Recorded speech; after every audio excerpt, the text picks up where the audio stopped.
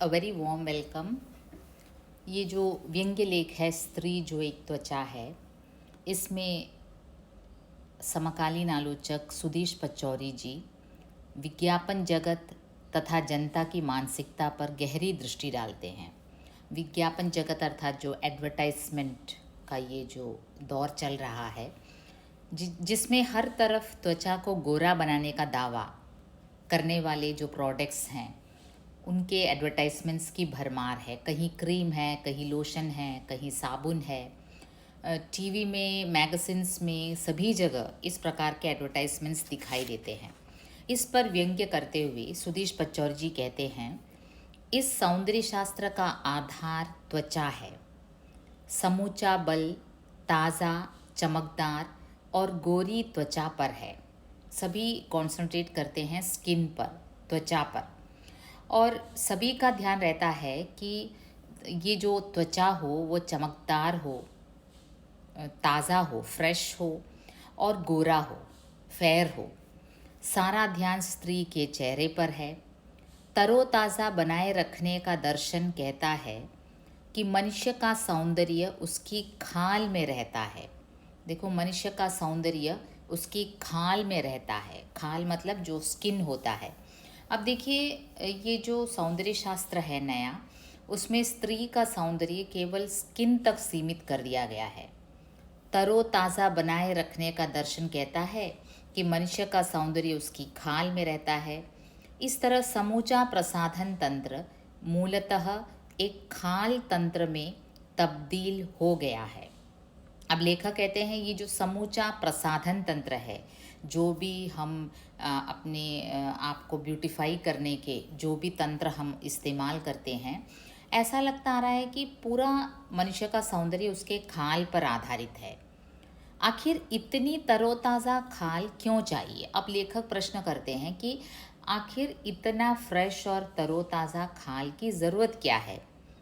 इस पर स्त्रियों की खाल ही क्यों चाहिए? अब देखिए, इस पर भी स्त्रियों पर ही क्यों इतना दबाव डाला जाता है? इसलिए कि मर्दों के लिए ताकत का संदेश तय पाया गया है।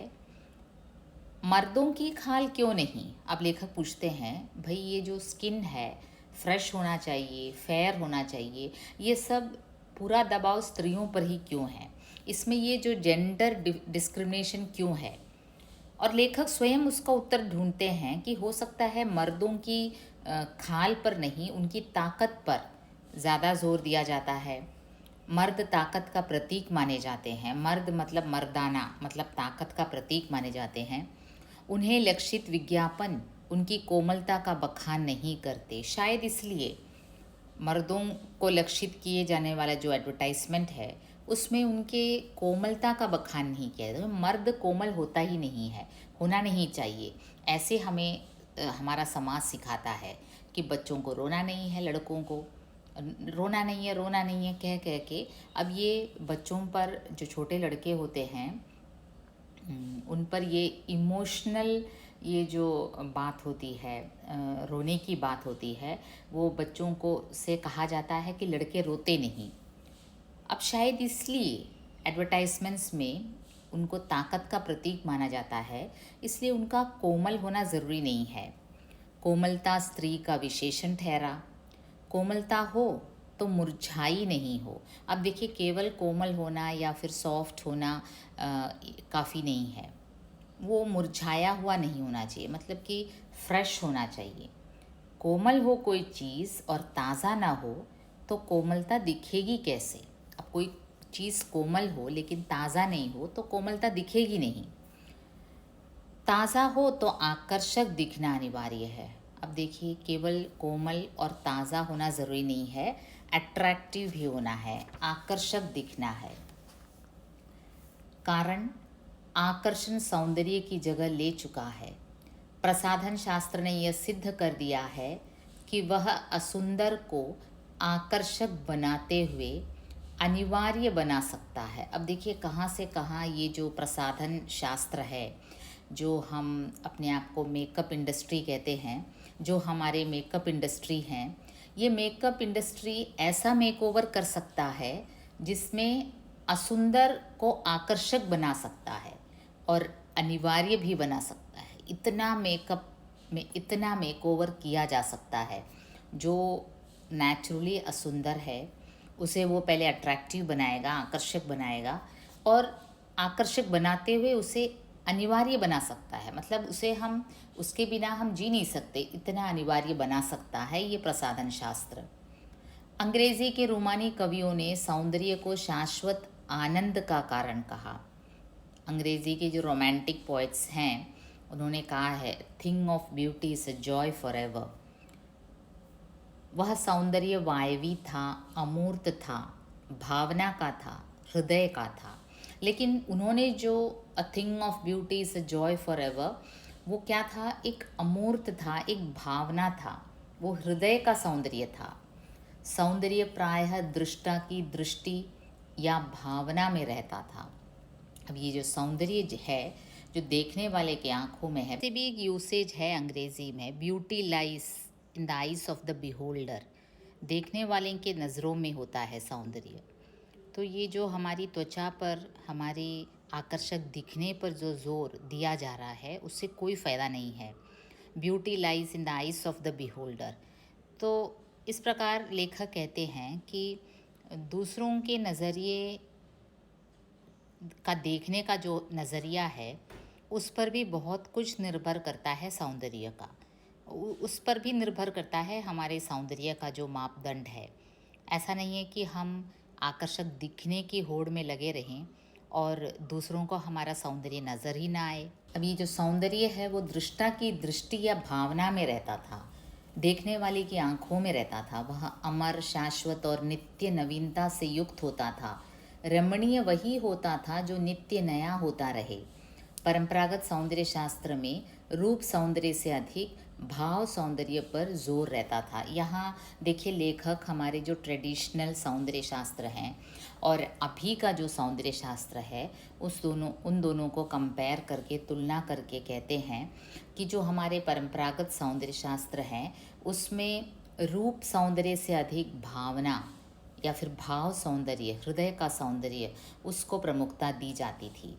और यहाँ क्या होता है, यहाँ रूप सौंदर्य पर अंदर से, हृदय से, चाहे आदमी कितना ही कुरूप या दुष्ट क्यों ना हो, लेकिन आज का प्रसाधन शास्त्र उसे बाहर से इतना आकर्षक और अनिवार्य बना देता है कि उसकी अंदर की कुरूपता एकदम से ढक जाती है। लेखक यही कहते हैं कि परंपरागत सौंदर्य शास्त्र में हृदय को महत्व दिया जाता था, मानव के स्वभाव को महत्व दिया जाता था, लेकिन यहाँ केवल बाह्य आकर्षण पर ही बल दिया जा रहा है। नए सौंदर्य शास्त्र का सारा दारोमदार रूप पर है। इसीलिए नख, शिख, रूप वर्णन का नया रीतिकाल एक उद्योग की शक्ल में पैदा हो गया है। इस नए रीतिकाल ने पुराने रीतिकालीन दरबारी ग्राहक को हर जगह पैदा कर लिया है। विशाल मध्य वर्ग उन तमाम सुखों की लूट में व्यस्त है जो एक ज़माने में सिर्फ सामंतों, राजाओं को उपलब्ध थे और जिनका एकाधिकार था। अब देखिए ये जो नया कंज्यूमर युग आ गया है, जो उपभोक्तावादी युग आ गया है, इसमें लेखक कहते हैं कि इसमें रूप पर, टू लुक अट्रैक्टिव, इस एक मंत्र पर इतनी प्रमुखता दी जाती है कि पुरानी रीतिकालीन संस्कृति उभर कर आ गई है। रीतिकालीन संस्कृति जैसे आपको पता है, दरबारी संस्कृति, जब मुग़ल शासन हो रहा था भारत में, तो दरबारी जो शान व शौकत थी, उनके रहने का जो ढंग था, दरबारी कवियों का सौंदर्य का जो वर्णन करने का तरीका था वो एकदम से अलग था। मतलब कि नख, शिख वर्णन किया जाता था स्त्रियों के सौंदर्य का। नख से लेकर, पाँव के नख से लेकर शिख तक, हमारे जो हर एक अवयव को लेकर, आँख, फिर शरीर के हर एक अवयव को लेकर उसकी सुंदरता का बखान किया जाता था। और उस समय के जो सामंत थे, राजा थे, काफ़ी प्रसाधन के लिए काफ़ी वक्त बिताते थे। उस समय की जो सामान्य जनता थी उनके पास उतना वक्त भी नहीं था, उतनी धन संपत्ति भी नहीं थी कि प्रसाधन के लिए ज़्यादा ध्यान दें या फिर खर्च करें प्रसाधन सामग्री के लिए। लेकिन सुधीश पचौरी जी कहते हैं आजकल तो आम आदमी भी सामंतों जैसा हो गया है। मतलब अपने बॉडी के ब्यूटिफिकेशन के लिए, अपने मेकओवर के लिए, अपने आप को अट्रैक्टिव दिखने के लिए वो कुछ भी कर सकता है। रीतिकालीन दरबारी संस्कृति वापस आ गई है। जो ब्यूटी प्रोडक्ट्स हैं उसके लिए कितना खर्च करने के लिए भी साधारण से साधारण आदमी भी तैयार है।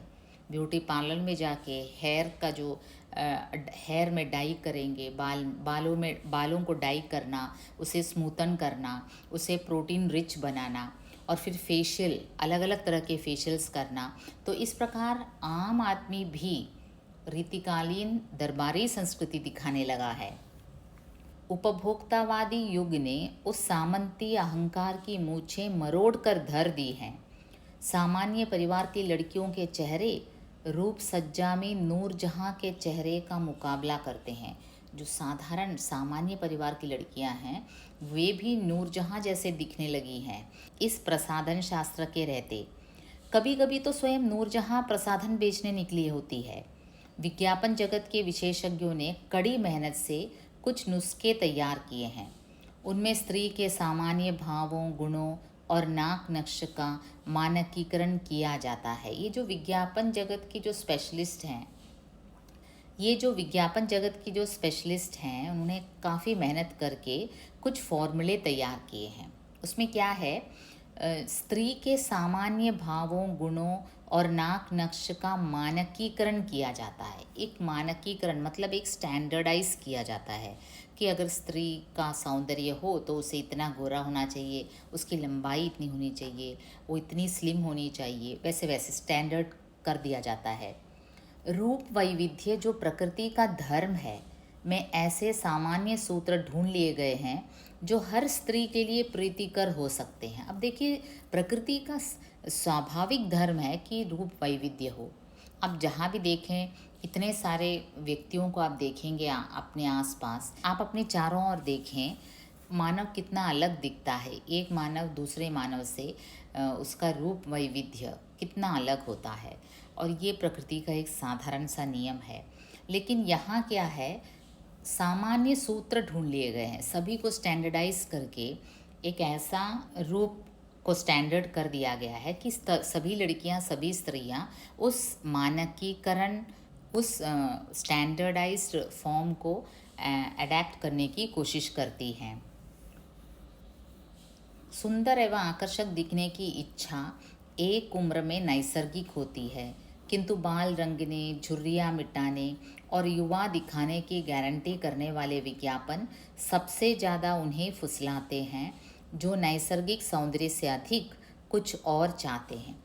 अब फिर लेखक कहते हैं कि एक एज होता है, जब टीनेज होता है या फिर यौवन काल होता है, तब उस समय स्वाभाविक रूप से लोगों में सुंदर एवं आकर्षक दिखने की इच्छा होती है।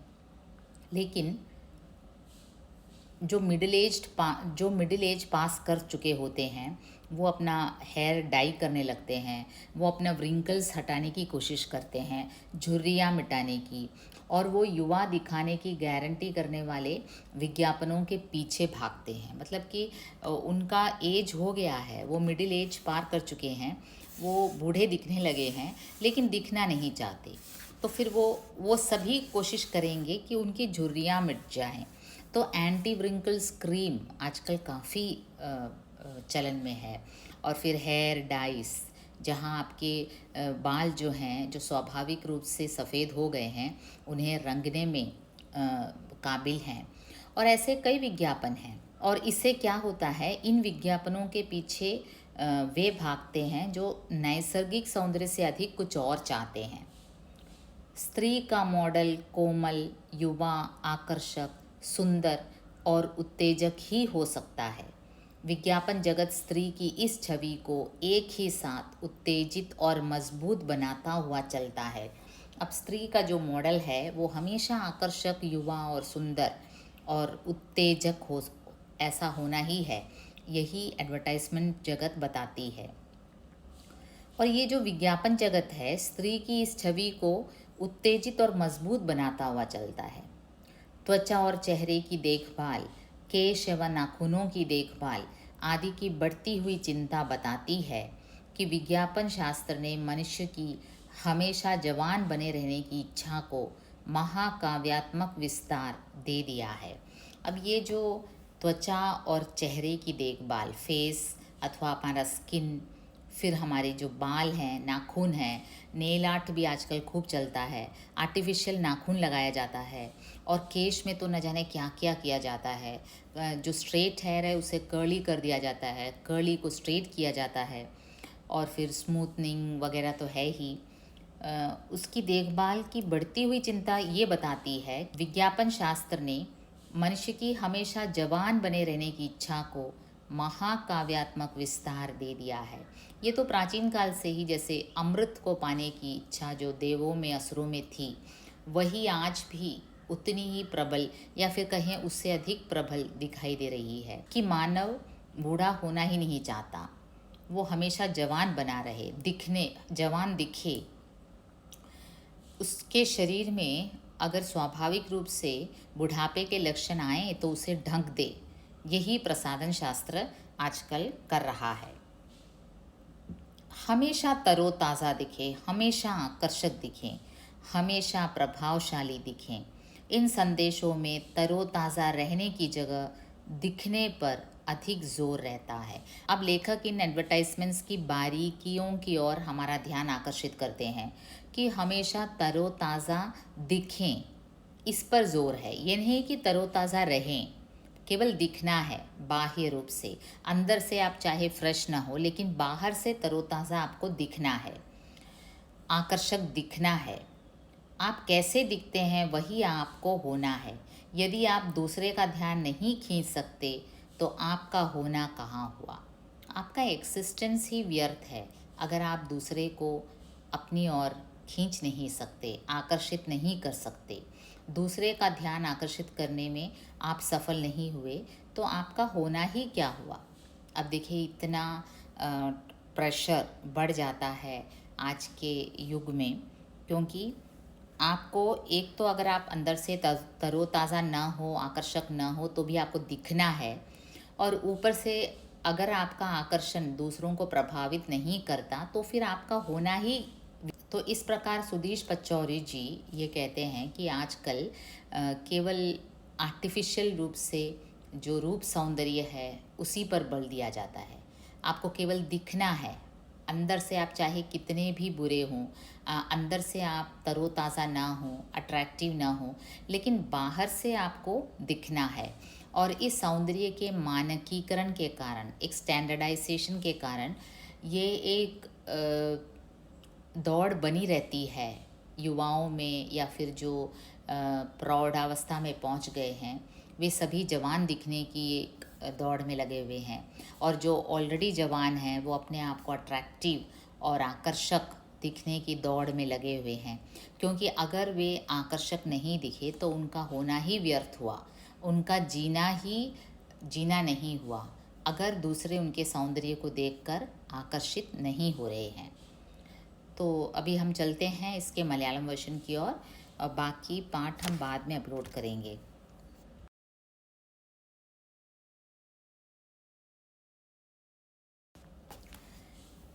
സ്ത്രീ जो एक त्वचा है എന്ന ഈ ഒരു വ്യംഗ്യലേഖ് എന്ന് പറയുമ്പോൾ ഒരു സെറ്റയറാണ്, ഒരു കളിയാക്കലാണ്. ഇതിൽ ഇപ്പോഴത്തെ അഡ്വർടൈസ്മെൻറ്റ് ലോകവും നമ്മുടെ ബ്യൂട്ടി പ്രോഡക്ട്സും നമ്മുടെ ബ്യൂട്ടി കൺസേൺസിനെ പറ്റിയൊക്കെ വളരെ നിശിതമായി എങ്കിൽ കളിയാക്കുന്ന രീതിയിൽ അവതരിപ്പിച്ചിരിക്കുകയാണ് ഈ ഒരു ആർട്ടിക്കിളിൽ. ഇതിൽ പച്ചോരി ജി പറയുന്നത്, അപ്പം ഞാൻ നേരത്തെ കഴിഞ്ഞ ക്ലാസ്സിൽ പറഞ്ഞു, സുധീഷ് പച്ചോരി ഒരു മീഡിയ അനലിസ്റ്റ് കൂടിയാണ്. വളരെ സൂക്ഷ്മമായി മീഡിയ ലോകത്ത് നടക്കുന്ന ഓരോ ചലനങ്ങളും ശ്രദ്ധിക്കുന്നത് ഒരു വ്യക്തിയാണ്. അതുപോലെ അഡ്വർടൈസ്മെൻറ്റ് ലോകവും. അപ്പോൾ അദ്ദേഹം പറയുന്നത് ഈ സൗന്ദര്യശാസ്ത്ര കാ പൂര ആധാർ ത്വച്ച ഹെ. ഇപ്പോഴത്തെ എല്ലാ ബ്യൂട്ടി കോൺസെപ്റ്റിൻ്റെയും എല്ലാത്തിൻ്റെയും ബേസ് സ്കിന്നാണ്. समूचा बल ताज़ा, चमकदार और गोरी त्वचा पर है. सारा ध्यान स्त्री के चेहरे पर है. तरोताज़ा बनाए रखने का दर्शन कहता है कि मनुष्य का सौंदर्य उसकी खाल में रहता है. മനുഷ്യൻ്റെ സൗന്ദര്യം മുഴുവനും അവൻ്റെ സ്കിന്നിലാണെന്നാണ് ഇപ്പോഴത്തെ ഒരു കോൺസെപ്റ്റ്. സാരാ ധ്യാൻ സ്ത്രീ കെ ചെഹറെ പർ ഹെ. ഫേസ് അട്രാക്റ്റീവ് ആയിട്ടിരിക്കണം, താസ ആയിരിക്കണം, ഫ്രഷ് ആയിരിക്കണം, ചമക്ദാർ ആയിരിക്കണം, നല്ല ഷൈൻ ചെയ്യണം. ഓർ ഗോരി ത്വച്ച, പിന്നെ വെളുത്തിരിക്കണം, അത് ഉറപ്പായിട്ടുമാണ്. इस तरह समूचा प्रसाधन तंत्र മൂലतः एक ഖാൽ തന്ത്ര में तब्दील हो गया है. ഇത് കണ്ടാൽ തോന്നും ഈ സ്കിന്നിന് ഇത്ര ഇമ്പോർട്ടൻസ് കൊടുക്കുന്നത് കണ്ടാൽ തോന്നും. സ്കിന്നിൻ്റെ നിറം, സ്കിന്ന് അട്രാക്റ്റീവ് ആയിരിക്കണം. ഇപ്പോഴത്തെ ഹോൾ ബ്യൂട്ടി കോൺസെപ്റ്റ് ഈ സ്കിന്നിൽ കോൺസെൻട്രേറ്റ് ചെയ്തിരിക്കുകയാണ്. തൊലിപ്പുറത്തുള്ള ഒരു സൗന്ദര്യം അത് മാത്രമേ ഇപ്പോഴത്തെ ഈ ഒരു ബ്യൂട്ടി കോൺസെപ്റ്റ് അംഗീകരിക്കുന്നുള്ളൂ. ആഖിർ ഇത്തനി തരോ താസ ഖാൽ ക്യോ ചായി.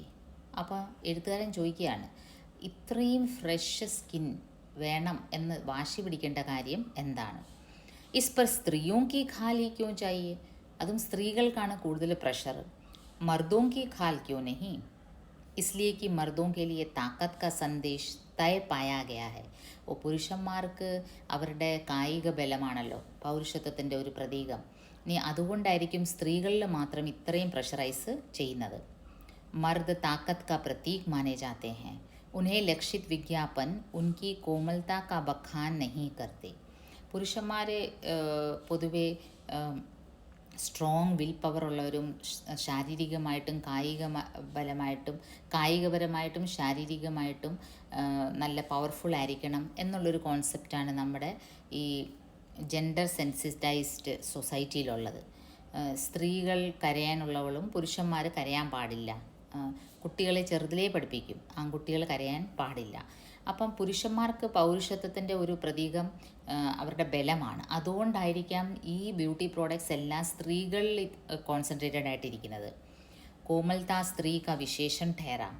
കോമൽത്ത ഹോ തോ മുർझाई नहीं हो. സോഫ്റ്റ് ആയാൽ മാത്രം പോരാ, മുർझाई नहीं हो. മുർझाना എന്ന് വെച്ചാൽ ഇങ്ങനെ വാടിയ ഒരു സോഫ്റ്റ്നെസ് പോരാ, ഫ്രഷ് ആയിരിക്കണം. कोमल हो कोई चीज़ और ताज़ा ना हो तो कोमलता दिखेगी कैसे. സോഫ്റ്റാണ് പക്ഷേ ഫ്രഷ് അല്ലെങ്കിൽ പിന്നെ അത് ആരെയും അട്രാക്റ്റ് ചെയ്യില്ല. താസ ഹോ തോ ആകർഷക് ദിഖ്ന അനിവാര്യ ഹെ. ഇനി സോഫ്റ്റ് ആയിരിക്കണം, കോമലായിരിക്കണം, അതുപോലെ താസ ആയിരിക്കണം, ഫ്രഷ് ആയിരിക്കണം എന്ന് മാത്രമല്ല ആകർഷക് ദിഖ്ന അനിവാര്യ ഹെ, അട്രാക്റ്റീവ് ആയിരിക്കണം. അതും വളരെ ഇമ്പോർട്ടൻ്റ് ആണ്. കാരണം आकर्षण सौंदर्य की जगह ले चुका है.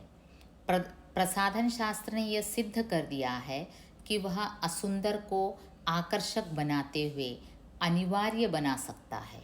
ബ്യൂട്ടി പ്രോഡക്ട്സ് ഇപ്പോൾ ഇങ്ങനെ വളരെ ചാലഞ്ചിങ് ആയിട്ടാണ് മുന്നോട്ട് പോകുന്നത്.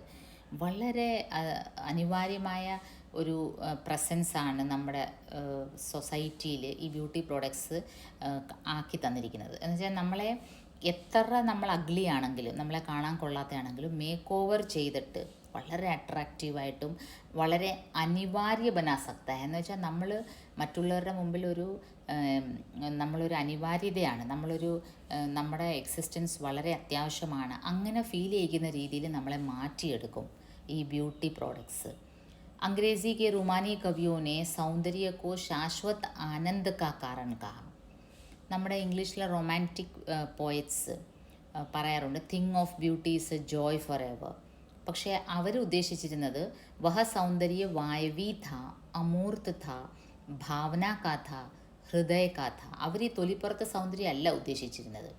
ആ ഒരു ബ്യൂട്ടിഫുൾ പ്രോഡക്റ്റിൻ്റെ ഒരു ഭാവന, അതിൻ്റെ ഒരു ഹൃദയപരമായ സൗന്ദര്യം, അതിൻ്റെ ആ ഒരു റിച്ച്നെസ് ആയിരുന്നു അവർ കാട്ടിയിരുന്നത്. അല്ലാതെ ബാഹ്യമായിട്ട് അട്രാക്റ്റീവായിട്ട് ഇരിക്കുകയല്ല എന്ന് അവർ ഉദ്ദേശിച്ചത്. सौंदर्य प्रायः दृष्टा की दृष्टि या भावना में रहता था. वह अमर, शाश्वत और नित्य नवीनता से युक्त होता था. रमणीय वही होता था जो नित्य नया होता रहे. परंपरागत सौंदर्य शास्त्र में रूप सौंदर्य से अधिक ഭാവ് സൗന്ദര്യ പർ ജോർ രഹത്ത. അപ്പോൾ എഴുത്തുകാരൻ ഇവിടെ പരമ്പരാഗതമായ സൗന്ദര്യശാസ്ത്രം, നമ്മുടെ ട്രഡീഷണൽ ബ്യൂട്ടി കോൺസെപ്റ്റ്സും ഇപ്പോഴത്തെ ബ്യൂട്ടി കോൺസെപ്റ്റ്സും തമ്മിൽ കമ്പയർ ചെയ്ത് പറയാണ്. പരമ്പരാഗതമായ ബ്യൂട്ടി കോൺസെപ്റ്റിൽ രൂപ സൗന്ദര്യസെ അധിക് ഭാവ സൗന്ദര്യ പർ ജോർ രഹത്ത ഥ. ഒരു നമ്മുടെ സ്വഭാവത്തിനും നമ്മുടെ പെരുമാറ്റത്തിനും നമ്മുടെ വ്യക്തിത്വത്തിനുമായിരുന്നു പരമ്പരാഗതമായ സൗന്ദര്യശാസ്ത്രം ഊന്നൽ നൽകിയിരുന്നത്. ഇപ്പം പക്ഷേ തൊലിപ്പുറത്തുള്ള വെളുപ്പും തൊലിപ്പുറത്തുള്ള ഒരു അട്രാക്റ്റീവായിട്ട് തോന്നിയാൽ മതി. അതിനാണിപ്പം ഇമ്പോർട്ടൻസ്. नए सौंदर्य शास्त्र का सारा दारोमदार रूप पर है, इसीलिए नख शिख रूप वर्णन का नया रीतिकाल एक उद्योग की शक्ल में पैदा हो गया है. इस नए रीतिकाल ने पुराने रीतिकालीन दरबारी ग्राहक को हर जगह पैदा कर लिया है. ഈ രീതികാലീൻ സംസ്കൃതി എന്ന് പറയുമ്പോൾ നമ്മുടെ ഇവിടെ ഇന്ത്യയിൽ ഈ മുഗൾ ഭരണം നടന്നുകൊണ്ടിരുന്ന സമയത്തുള്ള കാര്യമാണ്. അവിടെ ഈ രീതികാൽ എന്ന് പറയും ഹിന്ദി ലിറ്ററേച്ചറിൽ ആ ഒരു കാലഘട്ടത്തിനെ. അതിലെങ്ങനെയാണെന്ന് വെച്ചാൽ ഈ വലിയ വലിയ അതെങ്ങനെയാണെന്ന് വെച്ചാൽ ഈ വലിയ കൊട്ടാരത്തിലൊക്കെ താമസിക്കുന്ന റാണിമാർക്കും രാജകുമാരിമാർക്കും അതിനുള്ള സമയവും സന്ദർഭവും ഉണ്ടായിരുന്നു. സൗന്ദര്യത്തിന് വളരെയധികം ഇമ്പോർട്ടൻസ് കൊടുക്കുന്നത്, മുടിയായാലും പിന്നെ അവരുടെ അവർക്ക് വേറെ അല്ലലൊന്നും ഇല്ലല്ലോ ജീവിതത്തിൽ. അപ്പോൾ ആ ഒരു കൾച്ചർ ഇപ്പം ഇവിടെ വന്നിരിക്കുകയാണെന്നാണ് പറയുന്നത്. ഇപ്പോൾ ഓരോ സാമാന്യ വീട്ടിലെ പെൺകുട്ടിക്കും ആ ഒരു മുഗൾ റാണിമാരും രാജകുമാരിമാരും അവലംബിച്ചിരുന്ന അതേ സൗന്ദര്യ വസ്തുക്കളൊക്കെയാണ് ഇവരിപ്പം ഉപയോഗിക്കുന്നത്. इस नए रीतिकाल ने पुराने रीतिकालीन दरबारी ग्राहक को हर जगह पैदा कर लिया है. विशाल मध्य वर्ग उन तमाम सुखों की लूट में व्यस्त है जो एक ज़माने में सिर्फ सामंतों राजाओं को उपलब्ध थे और जिनका एकाधिकार था. ഒരു കാലഘട്ടത്തിൽ രാജാക്കന്മാർക്ക് മാത്രം അഫോർഡ് ചെയ്യാൻ പറ്റുന്ന ഓരോ കാര്യങ്ങൾ ഇപ്പോഴത്തെ സാധാരണ കുടുംബങ്ങളിലെ വ്യക്തികളും ചെയ്യാറുണ്ട്. उपभोक्तावादी युग ने उस सामंती अहंकार की मूछें मरोड़कर धर दी हैं. सामान्य परिवार की लड़कियों के चेहरे रूप सज्जा में नूरजहाँ के चेहरे का मुकाबला करते हैं. ഇപ്പോഴത്തെ ഈ കൺസ്യൂമർ ഒരു യുഗം സത്യം പറഞ്ഞാൽ പഴയ വലിയ വലിയ ജന്മികളുടെയൊക്കെ അഹങ്കാരം തീർത്തിട്ടുണ്ട്. കാരണം അവർക്ക് അന്ന് അഫോർഡ് ചെയ്യാൻ പറ്റുന്ന എല്ലാ സുഖ സൗകര്യങ്ങളും ബ്യൂട്ടി സംബന്ധമായ എല്ലാ കാര്യങ്ങളും ഇന്നത്തെ സാധാരണ മനുഷ്യനും ചെയ്യുന്നുണ്ട്. ഇപ്പോഴത്തെ സാധാരണ കുടുംബങ്ങളിലെ പെൺകുട്ടികൾ നൂർജഹാ പോലെ ഒരുങ്ങി വരുന്ന കാണാം. ചില അഡ്വർടൈസ്മെൻറ്റിൽ സ്വയം നൂർജഹാ പ്രസാധൻ ബേച്ച്നെ നിക്ലി ഹൂ, നൂർജഹാനെ പോലെ തന്നെ ഒരുക്കിയിട്ട് ഓരോരുത്തർ ബ്യൂട്ടി പ്രോഡക്ട്സ് വിൽക്കാൻ വരും. विज्ञापन जगत के विशेषज्ञों ने कड़ी मेहनत से कुछ नुस्खे तैयार किए हैं. उनमें स्त्री के सामान्य भावों, गुणों और नाक नक्श का മാനകീകരണം किया जाता है. ഇനിയും ഈ അഡ്വർടൈസ്മെൻറ്റ് ലോകം ചെയ്യുന്ന വേറൊരു വലിയ ഒരു ആപത്തെന്ന് വെച്ചാൽ സ്ത്രീയുടെ സാമാന്യ ഗുണങ്ങളുണ്ടല്ലോ, ഭാവങ്ങൾ. ഇപ്പോൾ സ്ത്രീക്ക് പൊതുവെ ഒരു മിതഭാഷി അല്ലെങ്കിൽ വളരെ സൗമ്യമായിട്ട് പെരുമാറുന്നൊരു സ്ത്രീ, സ്വഭാവ വിശേഷതകളുള്ളത്, വളരെ ദയുള്ള സ്ത്രീ, മമതയുള്ള സ്ത്രീ, വാത്സല്യമുള്ള സ്ത്രീ, അതെല്ലാം കളഞ്ഞിട്ട് ഇപ്പം വേറൊരു സ്റ്റാൻഡർഡൈസേഷൻ കൊണ്ടുവന്നിരിക്കുകയാണ്, ഒരു മാനകീകരൺ. ആ സ്റ്റാൻഡർഡൈസേഷനിൽ എന്താണ്? സ്ത്രീ ആണെങ്കിൽ ഇത്രയും വെളുത്തിരിക്കണം, ഇങ്ങനെ മെലിഞ്ഞിരിക്കണം, ഇങ്ങനെ അട്രാക്റ്റീവായിട്ടിരിക്കണം. അപ്പോൾ ഇത് സംഭവിക്കുന്നത് എന്താണ്? റൂപ് വൈവിധ്യ ജോ പ്രകൃതി കാ ധർമ്മ ഹേ അതില്ലാതാവുന്നു. നേച്ചറിൻ്റെ ഒരു സാമാന്യ ഏറ്റവും ബേസ് എന്താണ്? നേച്ചറിൻ്റെ രൂപവൈവിധ്യം. ഓരോ സൃഷ്ടിയും വേറെ വേറെയാണ്, ഓരോ ലെവലിൽ പ്രത്യേകതകളുണ്ട്, ഡിഫറൻസ് ഉണ്ട്. പക്ഷെ ആ ഡിഫറൻസിനെ ഇല്ലാതാക്കിയിട്ട് ഈ ബ്യൂട്ടി കോൺസെപ്റ്റ്സ് ഒരു സ്റ്റാൻഡേർഡ് സ്ത്രീയെ ക്രിയേറ്റ് ചെയ്യാണ് നമ്മുടെ മുമ്പിൽ. അപ്പോൾ ഇതിൽ സംഭവിക്കുന്ന ആപത്ത് എന്താണ്? നമ്മളെല്ലാവരും ആ ഒരു സ്റ്റാൻഡർഡൈസേഷൻ അറ്റൈൻ ചെയ്യാൻ വേണ്ടി നമ്മൾ വല്ലാതെ ടെൻഷൻ അടിക്കുകയും പരിശ്രമിക്കുകയും ചെയ്യുന്നു. എന്നുവെച്ചാൽ ഇങ്ങനെ മെലിഞ്ഞിരിക്കണം, അപ്പം നമ്മൾ വളരെ ഡിപ്രസ്ഡ് ആവും. നമ്മുടെ വണ്ണം കാരണം, നമ്മുടെ നിറം കാരണം, നമ്മുടെ പൊക്കമില്ലായ്മ കാരണം, അങ്ങനെ പല ഇഷ്യൂസ് കാരണം ഈ സ്റ്റാൻഡേർഡ് മാനകീകരൺ, ഈ രൂപം എത്താൻ വേണ്ടി എല്ലാവരും വളരെയധികം ടെൻഷൻ അടിക്കുന്നു. रूप वैविध्य जो प्रकृति का धर्म है में ऐसे सामान्य सूत्र ढूंढ लिए गए हैं जो हर स्त्री के लिए प्रीतिकर हो सकते हैं. सुंदर एवं आकर्षक दिखने की इच्छा एक उम्र में नैसर्गिक होती है, किंतु बाल रंगने, झुर्रियाँ मिटाने और युवा दिखाने की गारंटी करने वाले विज्ञापन सबसे ज़्यादा उन्हें फुसलाते हैं जो नैसर्गिक सौंदर्य से अधिक कुछ और चाहते हैं. ഇനി ഇതിൻ്റെ വേറൊരാപത്ത് സുധീഷ് പച്ചോരിജി പറയുന്നത്, ഒരു പ്രായത്തിൽ ഈ യുവാക്കൾക്കും പിന്നെ ടീനേജിലെ കുട്ടികളും ഒക്കെ നാച്ചുറലി അവരുടെ ആ ഒരു ഏജ് അത് ആയത് കാരണം അവർ അട്രാക്റ്റീവായിട്ട് നിൽക്കാൻ ശ്രമിക്കുന്നത് അതിൽ വലിയ തെറ്റില്ല. പക്ഷെ ഒരു വയസ്സായവരും മനസ്സിലും ഈ ബ്യൂട്ടി പ്രോഡക്ട്സ് വല്ലാതെ ചലനം സൃഷ്ടിക്കും. അവർ സ്വാഭാവികമായിട്ട് നരച്ചത് അത് മുടി ഡൈ ചെയ്യാൻ അവരെ പ്രേരിപ്പിക്കുന്നു. പറയപ്പെടുന്നത് ഏറ്റവും കൂടുതൽ ക്യാൻസർ ഉണ്ടാകുന്നത് ഈ ഡൈ വഴിയാണെന്നാണ് പറയുന്നത്, ഈ മുടിയിൽ തേക്കുന്ന ഡൈ. അപ്പോൾ ഈ ഒരു സ്റ്റാൻഡേർഡൈസ്ഡ് സ്ത്രീയുടെ രൂപം കിട്ടാൻ വേണ്ടി നമ്മൾ ഡൈ ചെയ്യുന്നു. അതുപോലെ നമ്മുടെ വ്രിങ്കിൾസ്, ആൻറ്റി വ്രിങ്കിൾ ക്രീംസ് വളരെ പോപ്പുലറാണ്. അപ്പോൾ ഒരു 35+, ഒരു 40+ എല്ലാവർക്കും അതാണ് പിന്നെ ചിന്ത, സ്കിന്നിൽ ഈ വ്രിങ്കിൾസ് ചുളിവുകൾ വീഴാതെ എങ്ങനെ നോക്കാം. അപ്പോൾ അതിന് കുറേ ക്രീംസും ബ്യൂട്ടി പ്രോഡക്ട്സും ഇതെല്ലാം കൂടെ ആകുമ്പം ഈ മധ്യവയസ്കരെയും വേറൊരു ലെവലിൽ ഇത് വല്ലാതെ ബാധിക്കുന്നു എന്നാണ് എഴുത്തുകാരൻ പറയുന്നത്. സ്ത്രീ കാ മോഡൽ കോമൽ, യുവ, ആകർഷക്, സുന്ദർ और उत्तेजक ही हो सकता है. विज्ञापन जगत स्त्री की इस छवि को एक ही साथ उत्तेजित और मजबूत बनाता हुआ चलता है. സ്ത്രീ എന്ന് പറയുമ്പം അവൾ കോമലായിരിക്കണം, സോഫ്റ്റ് ആയിരിക്കണം, യുവ ആയിരിക്കണം, ചെറുപ്പമായിരിക്കണം, ആകർഷകമായിരിക്കണം, അട്രാക്റ്റീവ് ആയിരിക്കണം, സുന്ദർ ഓർ ഉത്തേജക് ഹോ സക്താ ഹെ. ഉത്തേജക് എന്ന് പറയുമ്പോൾ ഒരു മാദക സൗന്ദര്യം എന്ന് വെച്ചാൽ നമ്മളെ ആരെയായാലും അങ്ങോട്ടൊന്ന് നോക്കണം. നമ്മളൊരു സ്ത്രീയെ നമ്മൾ ഒരു നോട്ടം നോക്കിയാൽ പോരാ, നമുക്ക് പിന്നെയും നോക്കാം, അത്രമാത്രം ഉത്തേജകമായിരിക്കണം. विज्ञापन जगत स्त्री की इस छवि को एक ही साथ उत्तेजित और मजबूत बनाता हुआ चलता है. ഈ അഡ്വർടൈസ്മെൻറ്റ് ലോകം സ്ത്രീയെ ഇങ്ങനെയാണ് ക്രിയേറ്റ് ചെയ്തിരിക്കുന്നത്.